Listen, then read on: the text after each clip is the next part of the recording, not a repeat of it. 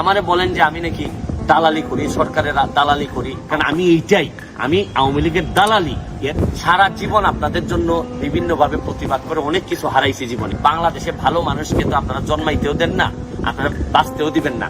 আরেকটা জিনিস দেখেন, বঙ্গবন্ধু থেকে শুরু করে কোনো ভালো মানুষই তো আপনারা বাঁচাই রাখেন নাই। আরেকটা জিনিস দেখেন, আমারে বলেন যে আমি নাকি দালালি করি, সরকারের দালালি করি, আওয়ামী লীগের দালালি করি। আমি কিন্তু আপনাদেরকে স্পষ্ট করে বলছি, খারাপ সময়ে আমি আওয়ামী লীগ ছাত্রলীগ করা ছেলে। আপনি এটা নিশ্চিত ধরে রাখতে পারেন যে আমি আওয়ামী লীগের দালাল, জননেত্রী শেখ হাসিনা আমার নেতা, আর আমার আদর্শ হচ্ছে গিয়ে বঙ্গবন্ধু শেখ মুজিবুর রহমান। এটা স্পষ্ট, এখানে বাইরে যাওয়ার কোনো বিষয়ই নাই।